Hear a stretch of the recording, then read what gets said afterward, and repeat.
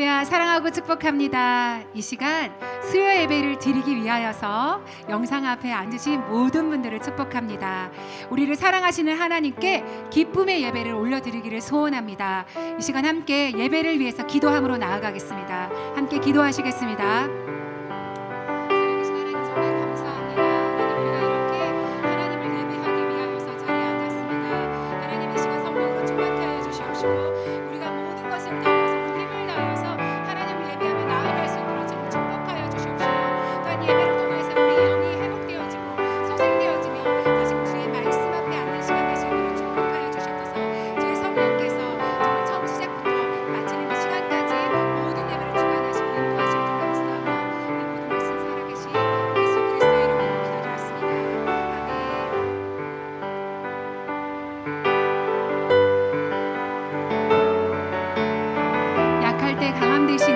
예수 그리스도를 찬양하겠습니다.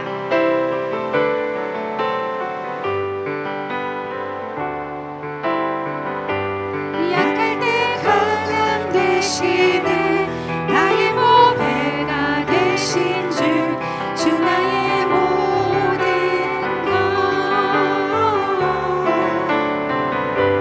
주 안에 있는 보물을 나는 포기할 수 없네 주 나의 모든 것 다시 고백합시다. 약할 때 강함 되시네 약할 때 강함 되시네 나의 보배가 되신 주 나의 모든 것 주 안에 있는 보물을 나는 포기할 수 없네 주 나의 모든 것 예수 어린 양 예수 어린 양 존귀한 이름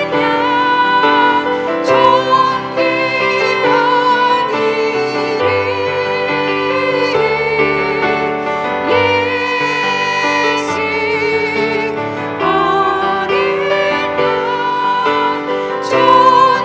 존귀한 이름 약할 때 강함 되시네 약할 때 강함 되시네 나의 보배가 되신 주 나의 모든 것 주 안에 있는 보물을 나는 포기할 수 없네 주 나의 모든 것 십자가 제사하셨네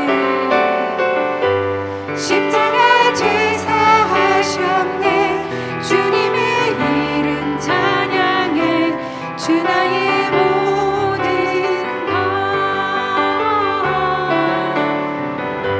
쓰러진 나를 세우고 나의 빈잔을 채우네 주 나의 모든 것 예수 어린 양 존귀한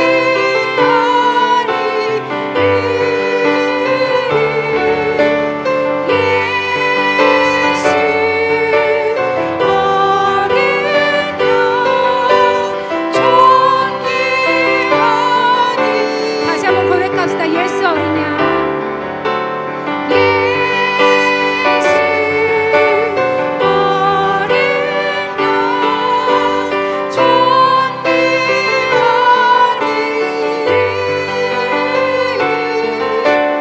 이름 예수 어린 양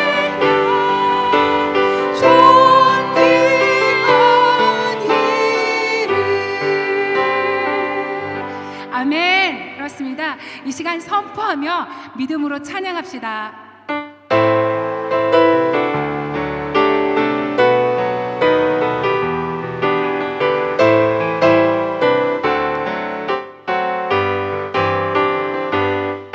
주님의 영광 나타나셨네 권능으로 임하셨네 죽음에서 날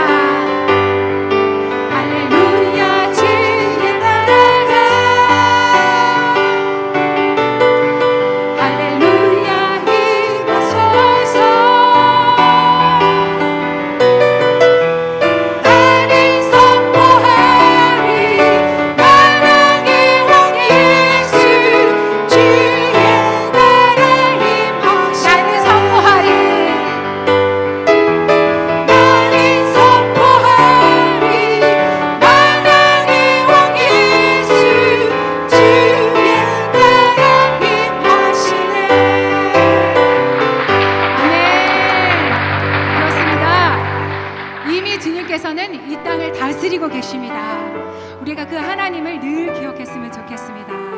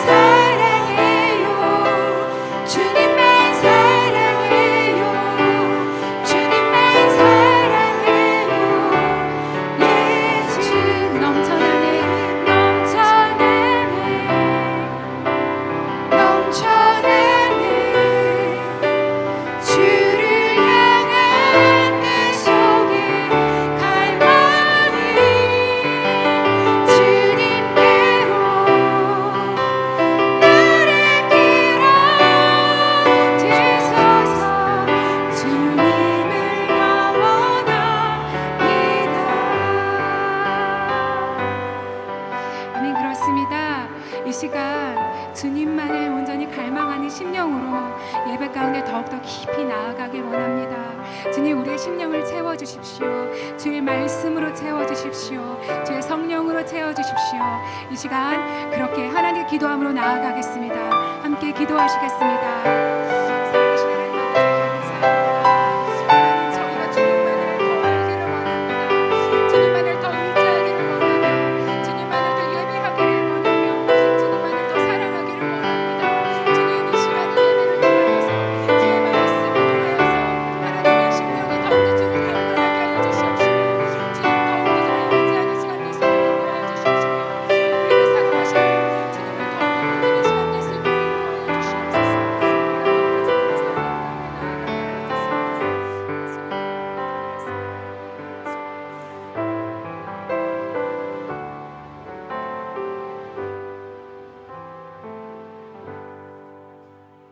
사랑해 주님 감사드립니다. 주님을 사모합니다. 주님을 갈망합니다.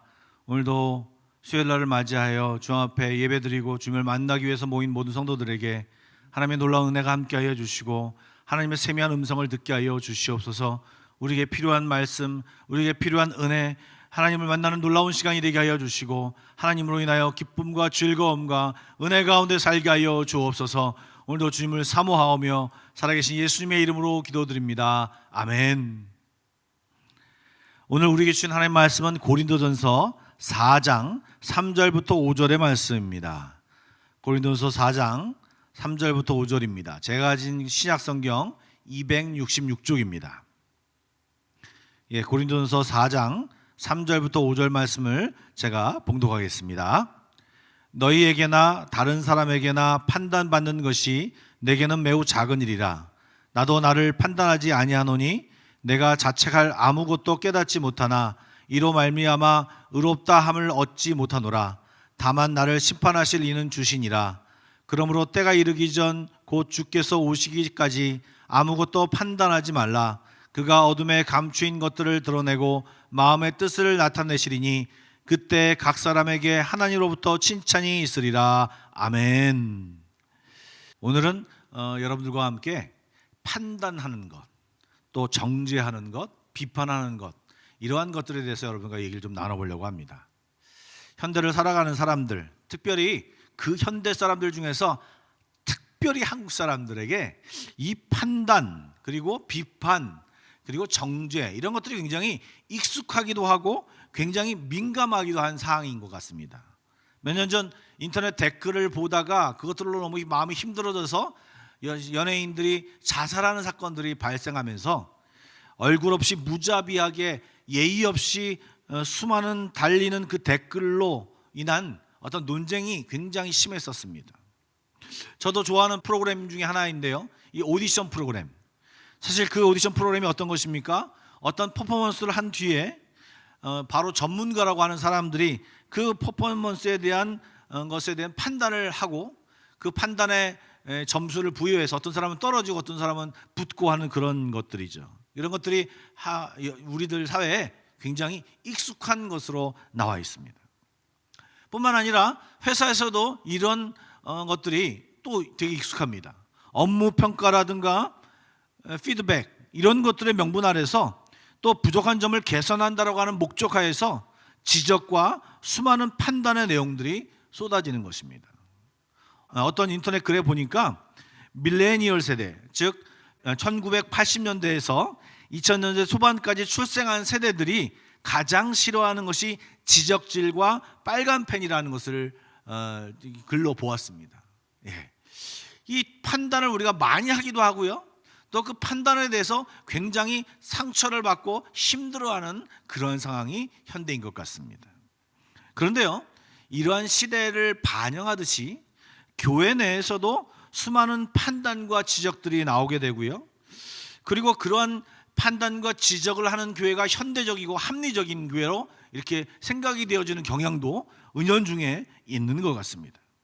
그런데요, 그러한 지적과 판단이 있어지면서 교회에서 소란스러운 일들이 적지 않게 나타나고 있는 것을 보게 됩니다. 저를 포함해서 모든 성도들, 즉 현대인의 범죄에 들어간 모든 사람들이 남을 판단하고 때로는 정죄하고 이러한 말들을 너무 쉽게 한다고 생각하지 않으십니까? 우리도 모르는 사이에 우리의 말 속에 저 사람은 저래, 저 사람은 저렇대, 그래서 너무 안 좋아, 저 사람은 저게 문제야, 이런 말들을 너무 쉽게 하는 것 같습니다. 제가 요즘 그 유튜브를 많이 보는데요, 유튜브에 이런 영상을 보았습니다. 외국 사람들이 한국에 와서 놀란 것, 그런 것들이 있죠. 근데 그 중에 하나 제가 눈에 들어온 것이 뭐였냐면, 자기는 이 한국 사람들이 너무 개인적인 이야기를 스스럼 없이 한다라는 것에 대해서 너무 놀랐다고 말한다고 합니다. 그게 무슨 말이냐? 요즘 보니까 굉장히 얼굴이 좋아졌어요, 이런 말들을. 여러분, 이 말이요, 물론 얼굴이 좀 밝아지고 그런 것도 있지만 살이 쪘다라고 하는 의미도 되지 않습니까? 그리고 또 피곤해 보인다, 왜 이렇게 다크서클이 있느냐, 막 이런 얘기들 사실 하는 것을 보고 외국 사람들이 놀랐다고 하는 것입니다. 저희들은 그것이 친근감의 표현이고 관심이 있다라고 하는 표현이지만 외국 사람들 눈에는 그것이 내 사생활에 왜 이렇게 관심이 많지라고 느껴졌던 것입니다. 저도 성도님들이 한국에 좀 계시다가 오시면 어떻다라고 하는 것을 굉장히 자연스럽게 인사치레로 얘기했는데, 사실 이 영상을 본 뒤에 저는 그런 것을 안 하기로 마음을 결심했습니다. 그런데 자연스럽게 제 입에서 그런 말이 툭툭 튀어나오는 것을 발견합니다. 벌써 저도 그런 습관이 들었고 그런 것에 익숙하다는 얘기죠. 여러분, 이렇게 우리는 남을 판단하거나 또 어떤 내가 생각하는 남에 대해서 어떤 이런 평가하는 것들을 쉽게 내놓는 그런 것들이 이미 우리의 몸에 배어 있습니다. 이런 것에 대해서 우리가 좀 심각하게 생각하고 또 성경이 어떻게 이 부분에 대해서 얘기하고 있는지를 좀 알아보아야 된다고 생각합니다. 오늘 본문에 그런 내용이 나오는데요, 저희들에게 좀 이 오늘 주제에 대해서 힌트를 주는 말씀이 오늘 본문에 있습니다. 물론 저희들이 1절 2절 말씀을 읽지 않았습니다. 1절 2절 말씀을 좀 보여주시죠. 1절 2절 말씀을 보면요, 이 내용이 교회 일꾼에 대해서 특별히 이야기하는 내용임을 알 수 있습니다. 사실 우리 모두는 모두 교회 일꾼들이고 또 충분히 모든 성도들에게 이 얘기를 확대해서 얘기해도 된다라는 생각이 되어서 여러분들에게 좀 말씀을 좀 풀어보겠습니다. 지금 일꾼들에게는 당연히 요구되는 것이 2절 말씀의 충성이다. 그러면서 이런 얘기를 하면서 3절 4절 말씀을 이어갑니다. 다 같이 함께 한번 읽어볼까요? 너희에게나 다른 사람에게나 판단받는 것이 내게는 매우 작은 일이라. 나도 나를 판단하지 아니하노니 내가 자책할 아무것도 깨닫지 못하나 이로 말미암아 의롭다함을 얻지 못하노라. 다만 나를 판단하실 이는 주시니라. 지금 3절 4절 말씀에 보면요, 세 가지 판단이 등장합니다. 먼저 나에 대한 사람들의 판단. 무슨 말이냐? 다른 사람들의 판단이 있고요, 그리고 나 자신에 대한 내 스스로의 판단이 있습니다. 그리고 세 번째요, 나에 대한 하나님, 즉 주님의 판단이 있습니다. 먼저 나에 대한 사람들의 판단, 즉 사람들이 이러쿵저러쿵 하는 그런 사람들의 입방아에 대한 것을 말하는 것이죠. 여러분, 우리의 행동에 대해서 사람들의 판단의 말을 들으면 어떻습니까? 사실 판단은 세 종류겠죠. 좋다, 보통이다, 나쁘다. 좋다와 보통이다라는 얘기를 들었을 때는 그나마 괜찮은데, 만약 부정적인 이야기를 들으면 사람에 따라서는요, 이것이 신경이 쓰이고 이것이 마음에 걸려서요, 밤잠을 못 이루는 경우도 있습니다. 더 심한 경우는요, 교회에서 봉사하던 것을 포기하는 경우도 굉장히 종종 있는 일입니다. 얼마 전 한 교회에서 비슷한 일이 있었다는 얘기를 들었는데요, 제가 한번 예를 들어서 한번, 그 교회에 있는 얘기 아니라 예를 들어서 한번 설명해 보겠습니다. 교회에서 바제를 했어요. 그래서 교회에서 좋은 물품을 되도록이면 주려고 노력하지 않습니까? 그래서 국산 소금을 가져다가 남선교회에서 특별히 팔았습니다. 한 분이 그 소금을 한 포대 사가는데요, 며칠 집에 놔뒀던데 보니까 소금 밑에 물이 나는 거예요. 그래서 동료 집사님한테 이렇게 얘기했다고 합니다. 며칠 전 바자회 때 판 소금 말이야, 혹시 그 수입품 아니야? 국산인 줄 알았는데 잘못 사다가 판 거 아니야? 소금에서 물이 나와. 이렇게 말했답니다. 여러분, 교회는요 진짜 이상합니다. 이런 말들은요 바로 남성교회 그 판매하신 그 담당자한테 얘기가 들어갑니다. 그렇죠? 그리고 그러면 여러분이 그 담당자다 생각이 되면 어떻게 반응하시겠습니까? 어떻게 말하시겠습니까? 그렇게 말한 사람을 당장 만나서, 아니 소금을 그늘에다 잘 보관해야지 잘못 보관해놓고 우리 보고 수입 소금을 팔았다고 하면 되겠어요?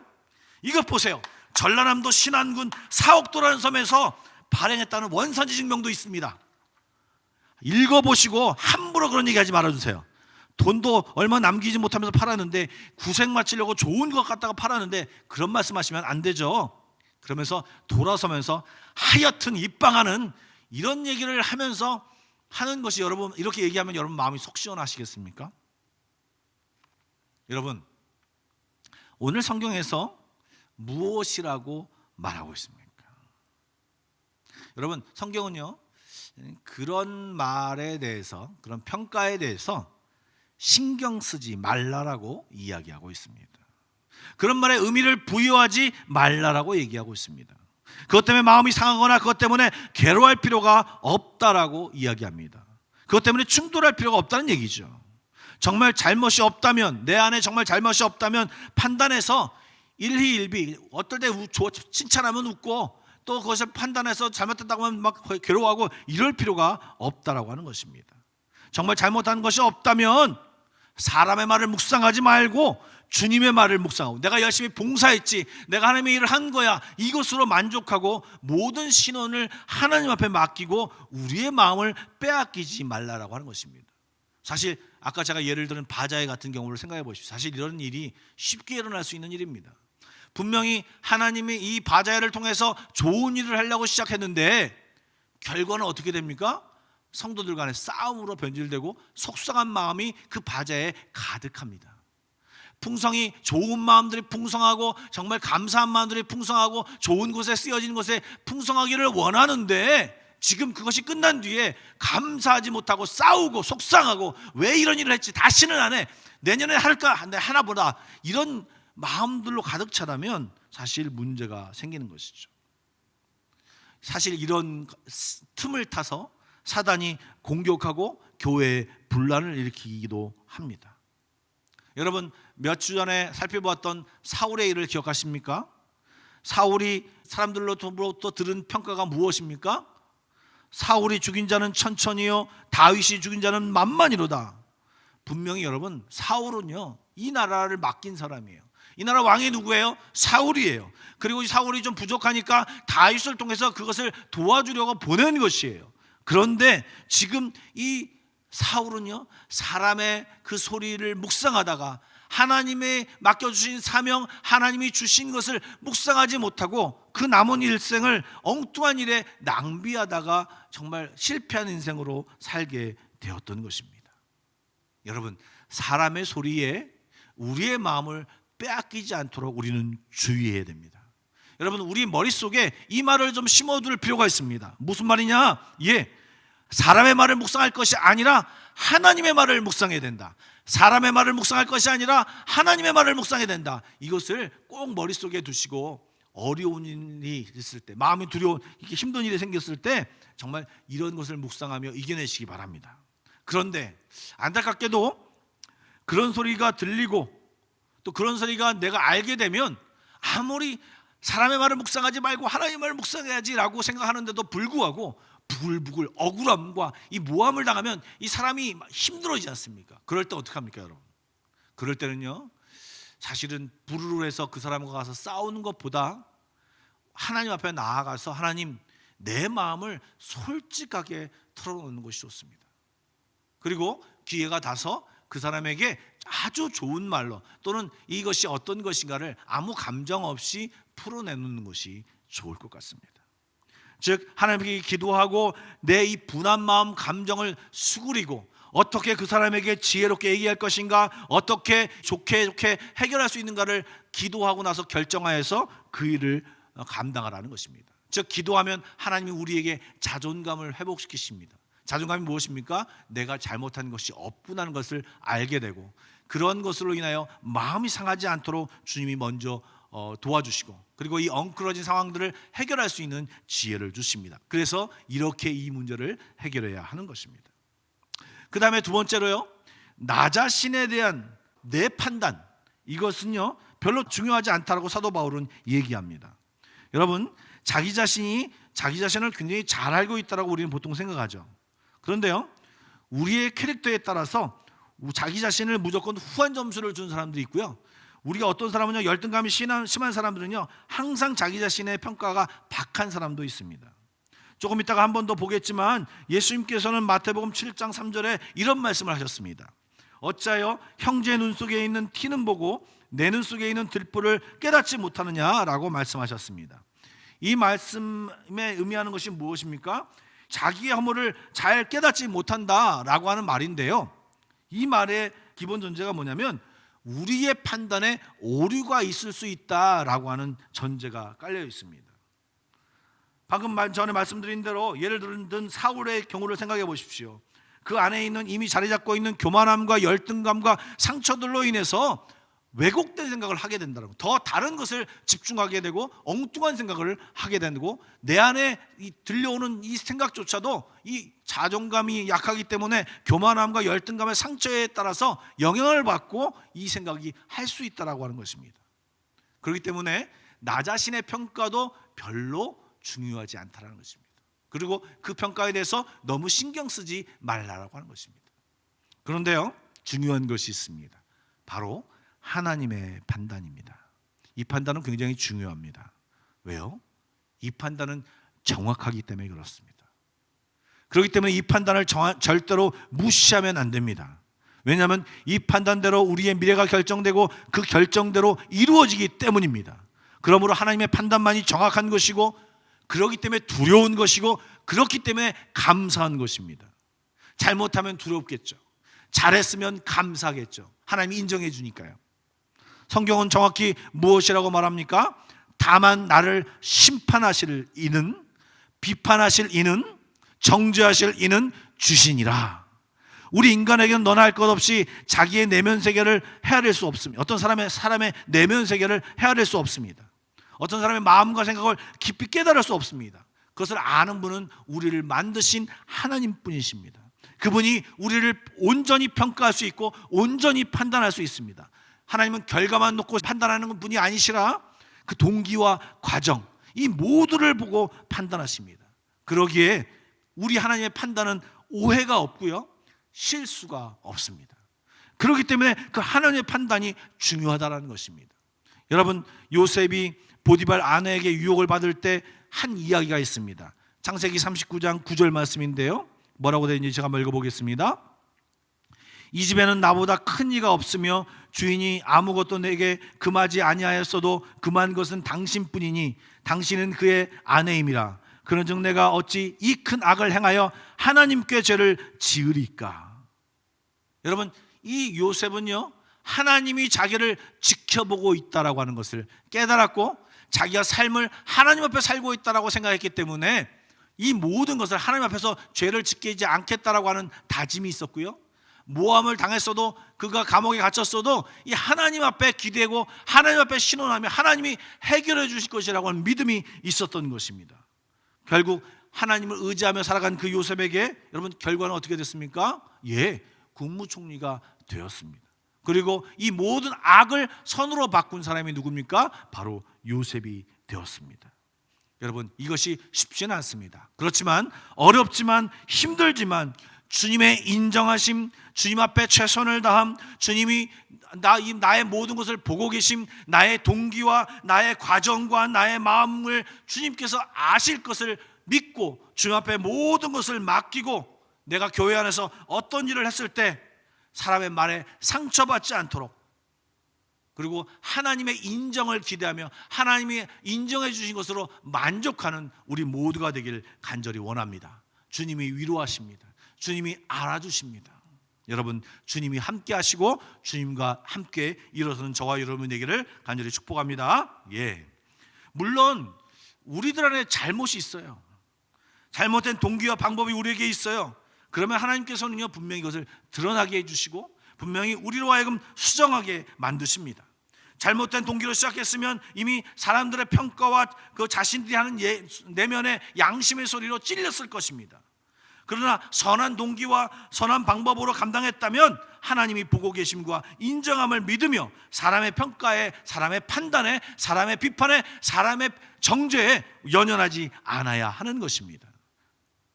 지금까지 남이 자기를 판단했을 때 이 듣는 자세에 대해서 이야기를 나눠봤는데요, 이제 반대로 나 자신의 언어를 좀 살펴보기 원합니다. 내가 말하는 이야기요.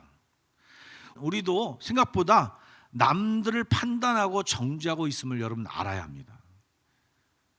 정말 우리 입에 너무나도 그런 것들이 많아요. 잘 생각해 보십시오, 여러분. 그런데 이 부분에 대해서 예수님이 하신 말씀이 있습니다. 마태복음 7장 1절부터 2절의 말씀입니다. 우리 같이 한번 읽어보도록 하겠습니다. 슬라이드 한번 보시죠. 비판을 받지 아니하려거든 비판하지 말라. 너희가 비판하는 그 비판으로 너희가 비판을 받을 것이요 너희가 헤아리는 그 헤아림으로 너희가 헤아림을 받을 것이니라. 아멘. 여러분, 여기 비판이란 얘기는요, 판단, 정죄 다 똑같은 말입니다. 여러분들, 여기 1절 말씀에 비판을 받지 않으려거든 비판하지 말라, 이 원어 성경의 본문에 보면요, 굉장히 강렬한 의미로 이 명령문이 쓰여져 있습니다. 비판하지 말라, 이런 말이죠.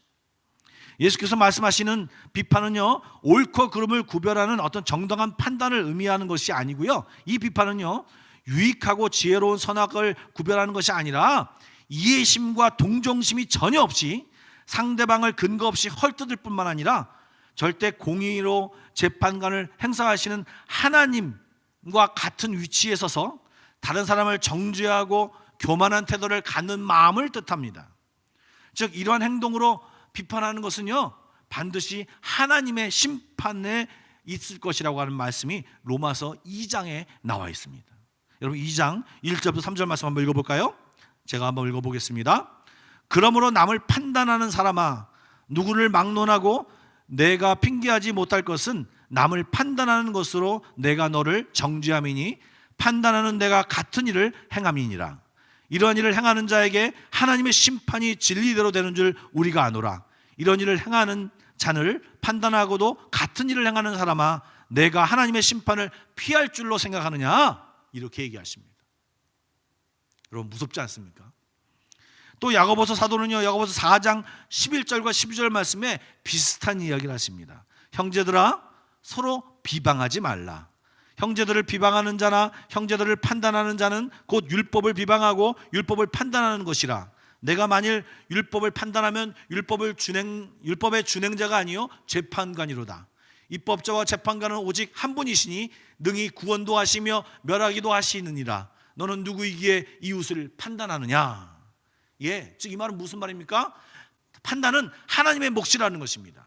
네가 무엇인데 감히 그 자리를 차지해서 판단하고 비방하고 있느냐라고 이야기하고 있는 것입니다. 아까 읽은 마태복음 7장 2절 말씀처럼 이제 네가 한 기준, 그거보다 더 큰 하나님의 기준으로 네가 하나님 앞에 비판과 헤아림을 받을 것이다.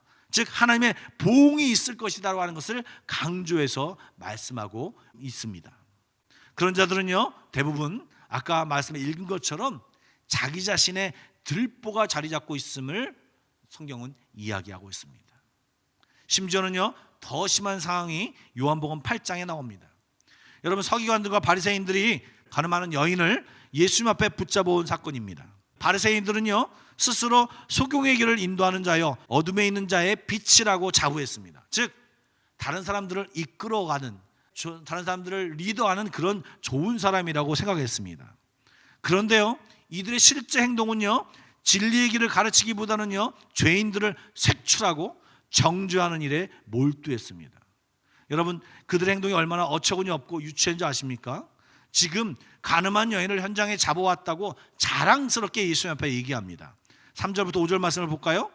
서기관들과 바리새인들이 음행 중에 잡힌 여자를 끌고 와서 가운데 세우고 예수께 말하되, 선생이여, 이 여자가 가늠하다가 현장에서 잡혔나이다.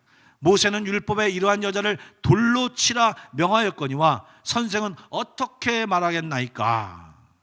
저희들은요, 이런 오류에 빠질 때가 굉장히 많습니다. 무슨 말이냐? 마치 오디션 프로그램에서 선배 가수가 후배 가수를 코치하듯이 이제 선배 가수가 또는 어떤 제작자가 어떤 가수를 뽑기 위해서 이들을 평가하면서 그들이 못 보는 것을 내가 볼 수 있다. 내가 여러 가지 경험이 있으니까 너는 싹수가 놀았다. 너는 가수가 될 만하다. 이렇게 평가하고 내가 잘 파악했다. 괜찮아. 너는 굉장한 사람이다. 내가 보니 이렇더라. 이런 판단을 굉장히 많이 한다는 것입니다. 여러분, 주의해야 합니다. 특별히 주 안에서는요, 교회 안에서는요, 이것을 너무나도 주의해야 됩니다. 사실 이런 것은요, 자기 전공 분야일 때 더 그렇습니다. 저는요, 제가 한국에서 나름 이름 있는 음향 엔지니어를 하나 알고 있습니다. 미국 버클리에서 이런 음향학을 전공하고요, 모 대학에서 지금 교수로 활동하는 친구인데요, 이 친구가 저와의 대화 속에서 이런 얘기를 했습니다. 음악적인 것을 너무 알다 보니까 마음 다해 부르는 찬양도 굉장히 듣기 어렵다는 것입니다. 무슨 말이냐? 어떤 사람은 간절하게 주님을 찬양하고 있는데 때로는 그 찬양을 갖다가 은혜로 받아들이고 좀 못 부르더라도 조금 음이 틀리더라도 박자가 틀리더라도 은혜로 받아야 되는데 그 음악을 들을 때마다 그 찬양을 들을 때마다 저 박자 틀리는데 저 음 틀리는데 저 싱코페이션인데 정박이 아니라는 얘기입니다. 엇박자를 하는데 엇박자인데 뭐 이런 얘기를 하면서 찬양을 은혜로 듣기가 굉장히 어려운 병에 걸렸다라는 얘기를 들었습니다. 얼마나 불행한 일입니까? 여러분 목사님들도 마찬가지입니다. 설교를 하는 사람들이다 보니까 누군가의 설교를 들을 때가 있습니다. 그러면 그 설교를 말씀 그대로 받아들이지 못하고요, 어느새 평가하고 있습니다. 오늘 서론이 긴데 저렇게 말하면 안 되는데 저런 포인트는 저 포인트가 맞는데, 설교를 평가하고 판단하고 그 설교를 말씀의 메시지를 받지 못하고 그냥 엉뚱하게 설교를 판단하고 있다라고 하는 것입니다. 그러면 정작 중요한 것을 놓치게 된다라고 하는 것입니다. 여러분 이런 마음이 왜 생깁니까? 사실은요, 죄송합니다, 상대방보다 내가 더 많이 알고 있다, 어떤 높은 자의 마음을 가지고 있는 사람의 전형적인 행동입니다. 내가 더 많이 알아, 내가 더 전문가야, 나는 그런 것을 캐치하는 사람이야, 나는 그런 사람이니까 알아줘, 이런 마음으로 사람들에게 그런 것을 지적하면서 자기를 어필하고 있는 것입니다. 지금 서기관들과 바리새인들이 이러한 사람을 잡아내면서 나는 이렇게 악한 행동을 하는 사람을 잡아낼 수 있어, 이런 것을 잡아내서 이런 사람들을 고발함으로 인해서 내가 이런 것을 잘 끄집어내, 이런 죄를 분별을 잘해, 이런 것에 더 열심히 있는 사람들이 이런 사람이라고 하는 것입니다. 여러분 이런 사람들을 세상 사람들이 알아줄지 모르지만 하나님은 정말 질색하십니다.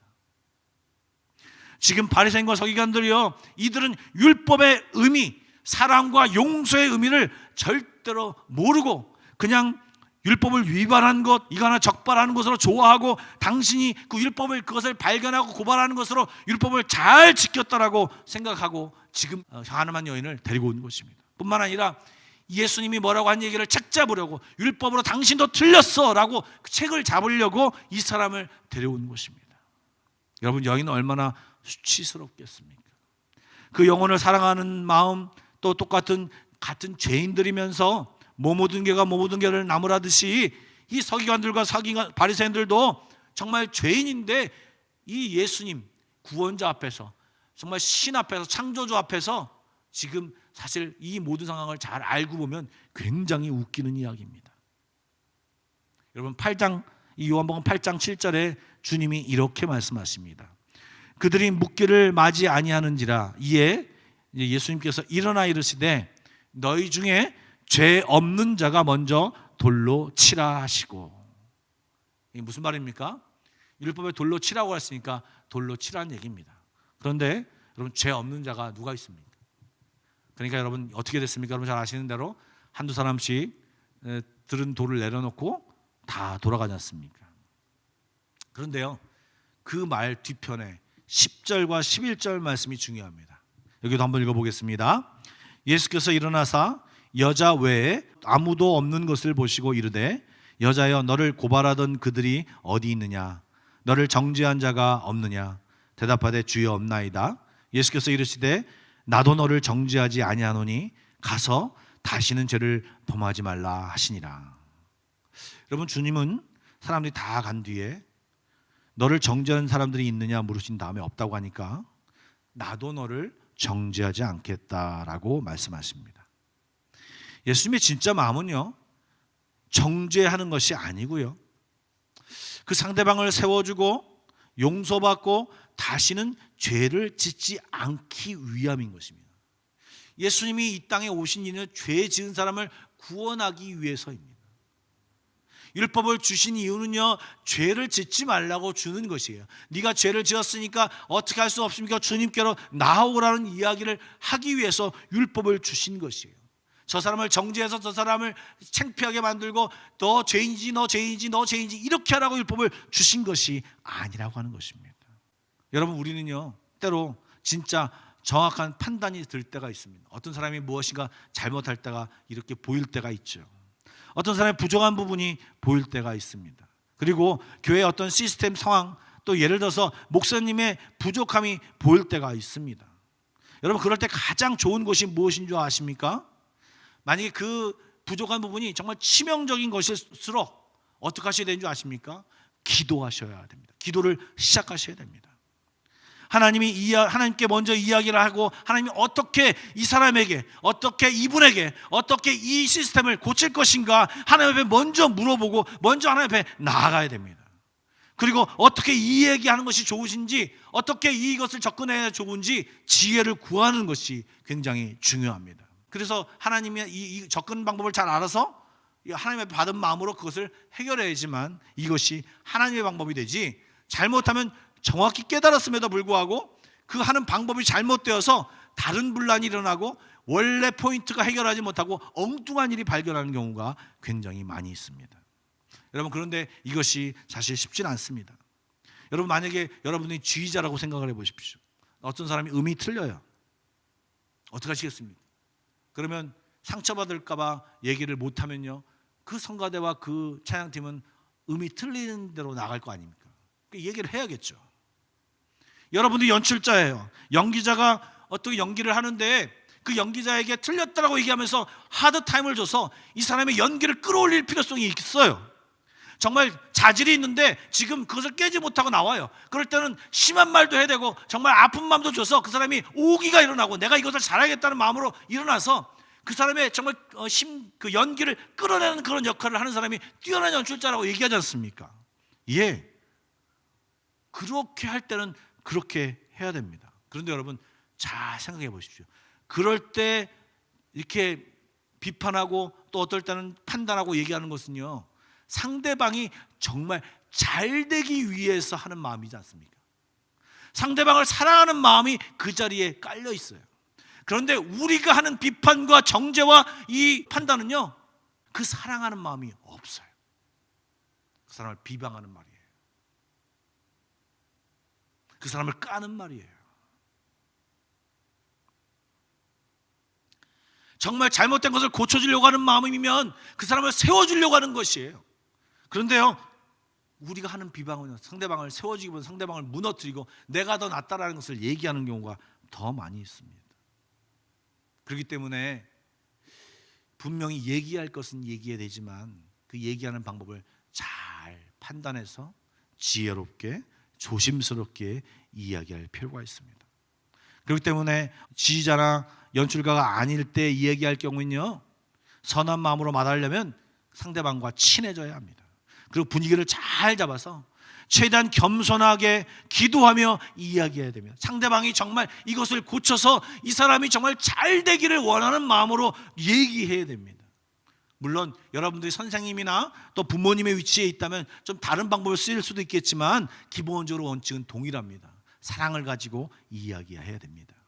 여러분, 판단, 비판, 정죄, 비방, 성경 말씀에는요, 이것을 하지 말라라고 이야기하고 있습니다. 그런데 이 세상이 이 판단과 비판과 정죄가 굉장히 만연한 세상이죠. 우리도 모르게 이런 말을 하고 이런 말을 듣고 상처를 받습니다. 여러분들, 이런 습관이 우리에게 있습니까? 다른 사람이 말하는 걸로 너무 쉽게 상처를 받습니까?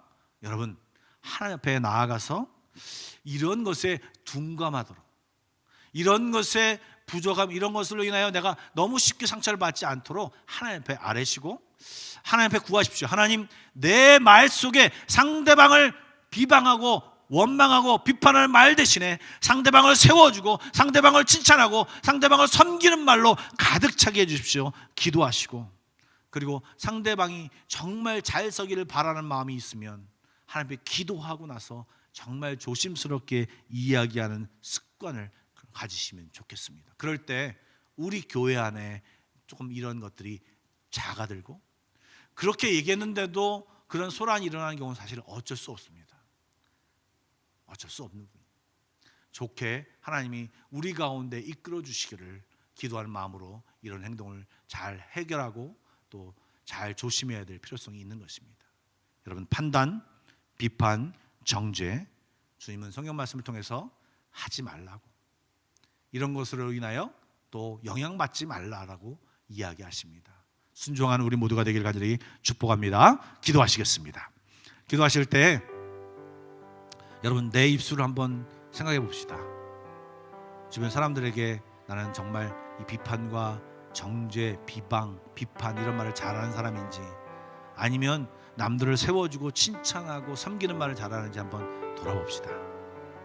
그리고 혹시 내가 다른 사람으로부터 들은 말로 인해서 상처를 받고 있는지, 왜 상처를 받고 있는지, 어쩌면 그 사람은 객관적인 얘기를 좀 잘 못했을 뿐인데 정말 내 안에 그런 것이 있어서 정말 열등감이나 어떤 교만함이 있어서 잘못 해석하고 있는 것인지, 아니면 정말 이것으로 인해서 내가 고치면 내가 더 발전할 수 있는지, 좀 우리의 마음에 이 살을 두껍게 해서 정말 이런 것으로 덜 상처받고 오히려 이런 말을 들었을 때 나의 발전의 계기로 삼는 그런 삶이 되게 해달라고, 그 하나님의 음성을 들을 수 있게 해달라고, 사람의 말보다 하나님의 말을 더 묵상하게 해달라고 우리 좀 같이 기도하며 나가도록 하겠습니다. 우리 다 같이 기도하겠습니다.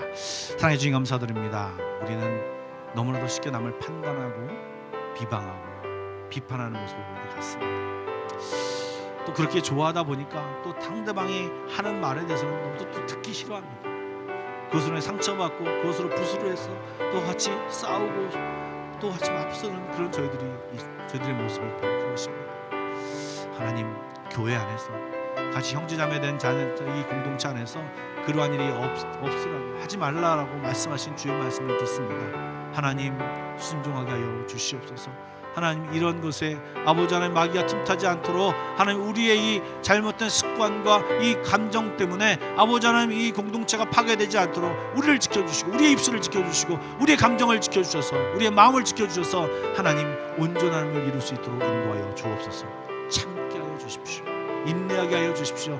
잘 해결할 수 있는 지혜를 주십시오. 하나님, 주여 어떤 문제가 생겼을 때 하나님께 기도하고 해결할 수 있는 방법을 찾으며 아버지 이것을 아름답게 해결하는 방법을 알게 하여 주시옵소서. 우리의 입술에 자갈을 물려주십시오. 하나님, 남들을 사랑하는 말, 남들을 세우는 말로 더 습관되게 하여 주시고 감사의 말을 하는 것에 더 익숙하게 하여 주십시오. 남을 판단하고 비방하는 말에 익숙하지 않도록 주여 인도하여 주옵소서. 그래서 하나님, 우리 공동체가 아버지 하나님 나를 통하여 새로워지고 나를 통하여 아름다워지는 그런 역할을 감당할 수 있도록 주여 인도하여 주옵소서.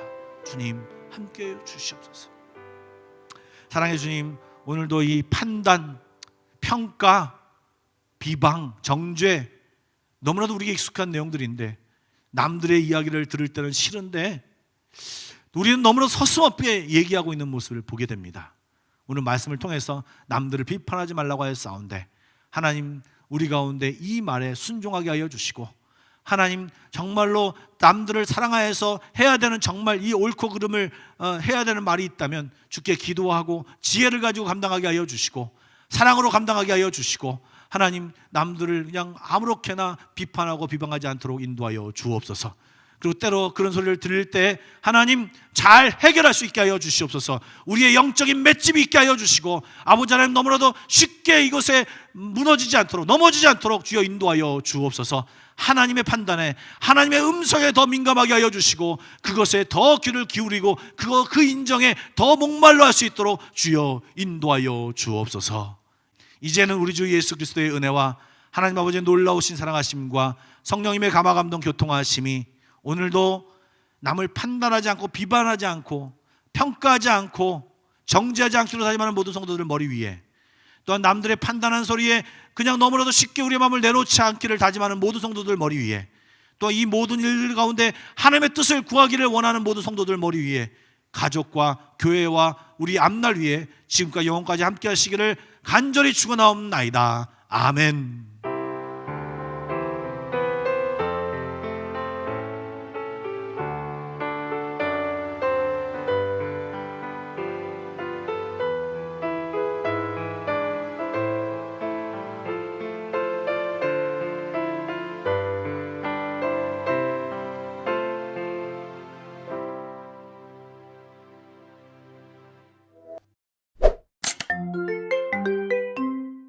저는 모태신앙으로 태어나서 평생 동안 예수 그리스도 이름으로 기도를 하고 성경을 읽어왔지만 단 한 번도 예수 그리스도의 음성을 직접 들은 적이 없었습니다. 나이가 40이 될 때까지. 참 답답하더라고요. 예수님 음성을 듣고 싶어서 별짓을 다 했어요. 심지어는 지저스라는 뮤지컬에 4년 동안 예수 역할로 출연도 했습니다. 그렇게 하다 보면 혹시 예수님의 음성을 들려줄까 해서 무료로 출연했어요. 돈 하나도 안 받고. 그런데 안 들려주시더라고요. 그러던 2006년 어느 날 저희 아내 신하라 여사님께서 한국 컴패션의 홍보대사가 됐어요. 동인도의 콜카타 지방으로 아이들을 만나러 여행을 간다는 거예요. 그러다가 갑자기 무슨 일이 생기면서 피치 못할 사정 때문에 못 가게 되었습니다.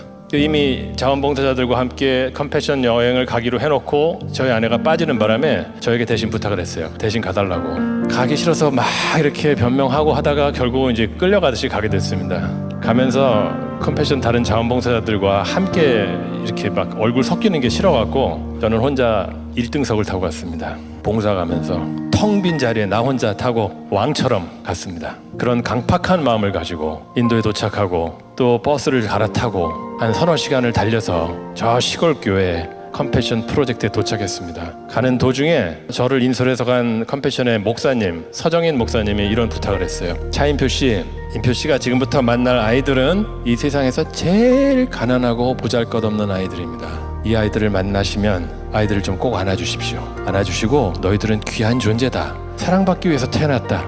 내가 너희들을 사랑한다 라고 한마디만 좀 해주십시오. 그거는 충분히 할 수 있죠. 누구나. 나도 그렇게 해야 되겠다라고 생각을 했습니다. 교회 앞에 수백 명의 아이들이 저희를 반기려고 서 있었어요. 흰옷을 입긴 했는데 다 구겨지고 더러워진 흰옷이었습니다. 줄 앞에 있는 아이가 제가 다가가니까 한 6, 7살쯤 된 인도 남자아이인데 저한테 먼저 이렇게 손을 내밀었습니다. 저는 그 아이가 내민 손을 딱 맞잡았습니다. 제가 그 아이의 손을 딱 잡는 그 순간 예수님께서, 제가 수십 년 동안 그 음성을 듣고 싶고 찾아 헤맸던 그 예수님께서 그 아이를 통해서 저에게 음성을 들려주시기 시작했습니다. 인표야, 잘 왔다.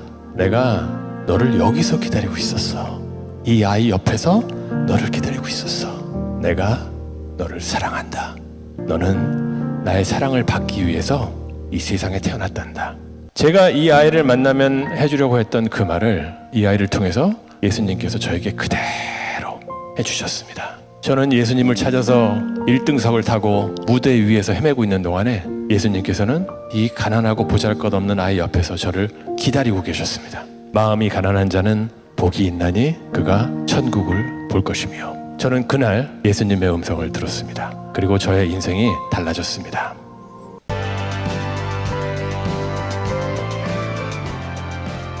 몇 년 전에 교도소에서 나온 아이가 있었습니다. 얘는 5살 때서부터 아무도 없고 길거리 아이였습니다. 커가면서 세상의 모든 악한 것들은 다 갖고 있고 다 중독이 되어 있는 애였습니다. 다 때려부시고요. 알코올 중독자였어요. 근데 얘는 참 어려움도 많이 당했지만 십자가를 어느 날 딱 만나게 되었습니다. 그때서부터 무섭게 변화되더군요. 죽어가는 사람이 있어요. 서울역에 가면. 이 사람들이 제 마음에 얼마나 아픈지요. 그럼 이 사람들을 데려다가 다 씻기고 기저귀를 채우고요, 잘 죽게 하는 거예요. 이곳에 우리 아이를 집어넣었어요. 야, 마지막 가는 길을 네가 귀한 사람들 다 섬겨라. 예, 목사님 알겠습니다. 얼마나 감동적으로 섬기는지요.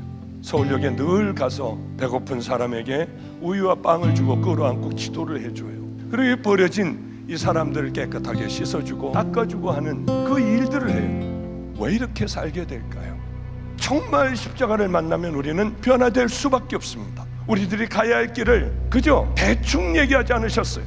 너는 세상의 편이든지 여호와의 편이든지, 너는 금송아지 편이든지 여호와의 편이든지 바알 편이든지 신앙의 회색지대는 절대 있을 수 없어요. 만약에 십자가를 만났는데도 더러운 죄 가운데 있고 넓은 길을 향하여 걸어가며 세상의 빛과 소금의 삶을 살지도 않고 하나님이 보고 계시는데 온갖 악함으로 쩌든 우리들의 삶을 살아가며 찬양을 하고 할렐루야를 부리고 예배를 드린다고 하여 우린 절대로 천국 백성이 될 수 없는 겁니다. 사람들은 다 속을지라도 하나님은 절대로 속지 않으시는 분입니다. 어떻게 살아가고 있고 중심에는 뭐가 있고 가치관은 뭐가 있는지 하나님은 다 아십니다. 지금 우리가 거듭나고 지금의 믿음의 길을 걸어가지 않는다면 우린 영락없이 가짜의 길을 걸어가고 말 거예요. 그렇게 가짜로 살다가 하나님 앞에 간 얼마나 많은 사람들이 있겠습니까? 여러분들이 걸어왔던 길이 과연 정말 주님이 기다리고 계신 그 길인가 한번 심각하게 생각해 봐야 되지 않겠습니까? 한 사람이 십자가를 만나게 되면 증인이 될 수밖에 없고 거듭날 수밖에 없고 새로워질 수밖에 없습니다. 아니, 하나님의 아들이신 그분이 십자가에 달려 돌아가셨는데 그 십자가를 만났음에도 불구하고 더러운 죄 가운데 있다고요? 넘어질 수 있어요. 쓰러질 수 있어요. 그러나 일어나 다시 십자가 붙들고 믿음의 좁은 길을 향하여 걸어가게 되는 것이 믿음의 하나님의 사람들, 천국 백성들입니다.